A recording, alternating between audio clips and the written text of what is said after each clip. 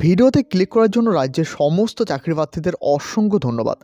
রাজ্যে এবার অষ্টম শ্রেণী পাস যোগ্যতায় স্বাস্থ্য দপ্তরে কর্মী নিয়োগের একটি বিজ্ঞপ্তি প্রকাশিত হয়েছে। তো এখানে আবেদন পদ্ধতি কী রয়েছে, মাসিক বেতন কী দেওয়া হবে, সমস্ত বিস্তারিত বিষয় আজকের এই ভিডিওয়ে আলোচনা করব। তো অবশ্যই ভিডিওটি শুরু থেকে শেষ পর্যন্ত দেখতে থাকুন। যেহেতু এখানে আবেদন অফলাইনের মাধ্যমে, তো আবেদন ফর্মটি দেখে রাখি। তো এখানে দেখতে পাচ্ছ এখানে কিন্তু বেসিক ইনফরমেশনগুলো চাওয়া হয়েছে। তো এখানে প্রথমে দেখতে পাচ্ছ নাম, এরপর ফাদার নেম, এরপর ডেট অফ বার্থ চাওয়া হয়েছে। তো অবশ্যই নোটিফিকেশনের শুরুতেই এখানে লেখা রয়েছে all information to B field in block letter. অবশ্যই ক্যাপিটাল লেটারে এই ফর্মটা ফিল আপ করতে হবে। এরপর এখানে দেখতে পাচ্ছ এস অন 1/1/2025, অর্থাৎ 1/1/2025 অনুসারে বয়সটা কত হবে সেটা এখানে লিখে দিতে হবে। এরপর দেখতে পাচ্ছ এখানে এসসি এসটি ওবিসি যেটা হবে সেটা এখানে লিখে দেবে। এরপর সার্টিফিকেট নং এখানে চাওয়া হয়েছে। এরপর নিচে এখানে দেখতে পারো village, post, PS, district pin এসব চাওয়া হয়েছে, অর্থাৎ village, post office, police station, district এবং পিন নং এখানে চাওয়া হয়েছে। নিচে 10 নম্বর পয়েন্টে এখানে দেখতে পাচ্ছ এখানে কন্ট্যাক্ট নাম্বার অর্থাৎ মোবাইল নাম্বার এখানে চাওয়া হয়েছে। এরপর এখানে পাসপোর্ট সাইজের একটি ফটো এখানে কিন্তু দিতে হবে। এরপর দেখো এখানে কোয়ালিফিকেশান চাওয়া হয়েছে, অর্থাৎ শিক্ষাগত যোগ্যতা যেটা রয়েছে সেটা এখানে দিতে হবে। এরপর এখানে দেখতে পাচ্ছ নেম অফ দ্য বোর্ড, এরপর কাউন্সিলিং ইউনিভার্সিটি, তো যেটা থাকবে সেটা কিন্তু এখানে লিখে দেবে। এরপর দেখতে পাচ্ছ পাসিং ইয়ার, অর্থাৎ কত সালে পাস হয়েছ। এরপর দেখো মার্কস অফ 10, অর্থাৎ কত নম্বরের মধ্যে পরীক্ষা হয়েছে এবং কত পার্সেন্টেজ পেয়েছো সেটা কিন্তু এখানে লিখে দিতে হবে। এরপর দেখো এক্সপিরিয়েন্স, অর্থাৎ অভিজ্ঞতা থাকলে এখানে ইয়ার, মাস এবং ডে এখানে লিখে দিতে হবে।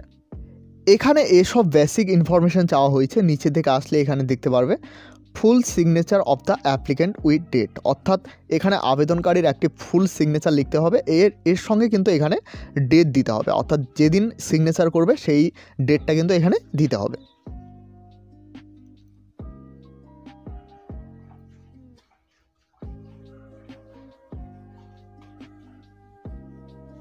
এরপর প্রথমে এখানে দেখে রাখি এখানে কিন্তু education qualification minimum class 8 pass যোগ্যতা থাকলে এখানে আবেদন করতে পারবে। এরপর দেখে রাখি এখানে কিন্তু পে লেভেল অনুসারে পে দেওয়া হবে। এখানে দেখতে পাচ্ছ পে লেভেল 1 অনুযায়ী এখানে কিন্তু 4,900 থেকে 16,200 টাকা দেওয়া হবে। তো এটা অবশ্যই ভালোভাবে দেখে নেবে। 4 নম্বর পয়েন্টে বলা হয়েছে experience minimum 1 year working experience in the same type of work in government health institute hospital, অর্থাৎ স্বাস্থ্য প্রতিষ্ঠান এবং হাসপাতালে 1 ইয়ারের কোনো কাজের অভিজ্ঞতা অবশ্যই থাকতে হবে। এরপর দেখো এখানে এজ লিমিট চাওয়া হয়েছে নট লেস দ্যান 18 ইয়ার্স, অর্থাৎ 18 বছরের নিচে প্রার্থীরা এখানে আবেদন করতে পারবে না। নট মোর দ্যান 14 ইয়ার্স, অর্থাৎ 40 বছরের ঊর্ধ্বে প্রার্থীরা এখানে আবেদন করতে পারবে না। অ্যাস অন 1/1/2025, অর্থাৎ এই বয়সটি কাউন্ট করা হবে 1/1/2025 অনুসারে।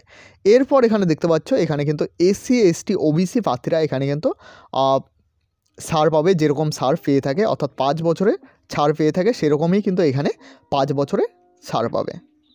এরপর দেখো resident applicant should be resident of West Bengal, অর্থাৎ ওয়েস্ট বেঙ্গল অর্থাৎ পশ্চিমবঙ্গের স্থানীয় বাসিন্দার অবশ্যই হতে হবে আবেদনকারীকে, অর্থাৎ যে আবেদন করবে তাকে অবশ্যই পশ্চিমবঙ্গের স্থানীয় বাসিন্দার হতে হবে।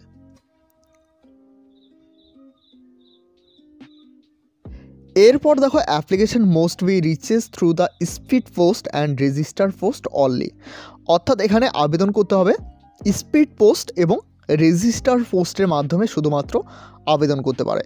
এরপর দেখো direct submission of the application not be consented, অর্থাৎ ডাইরেক্ট আবেদন এখানে কিন্তু গ্রহণ করা হবে না।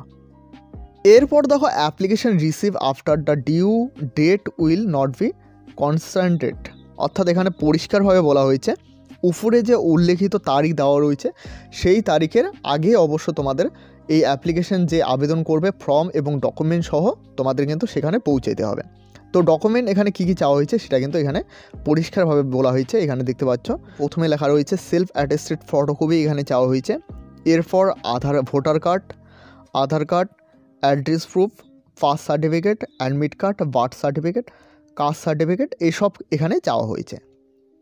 এই সব ডকুমেন্ট কিন্তু এখানে চাওয়া হয়েছে, অবশ্যই ভালোভাবে দেখে নেবে।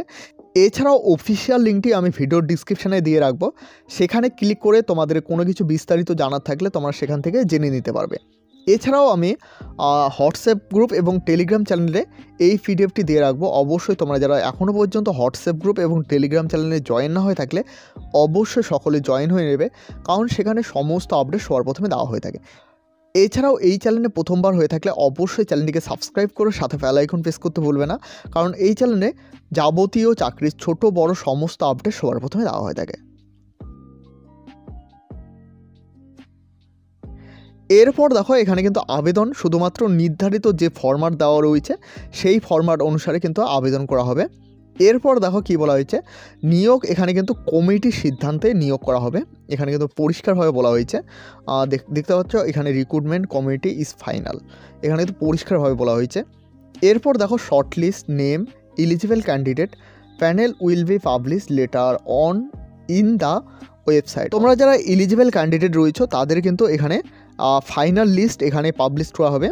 দেখতে পাচ্ছ এখানে দুটো ওয়েবসাইট দেওয়া রয়েছে, এই দুটো ওয়েবসাইটের মাধ্যমে তোমাদের কিন্তু short list name of the eligible candidate, অর্থাৎ এলিজিবল তোমরা যারা যোগ্য প্রার্থী রয়েছে তাদের লিস্ট কিন্তু এই দুটো ওয়েবসাইটের মাধ্যমে পাবলিশ করা হবে।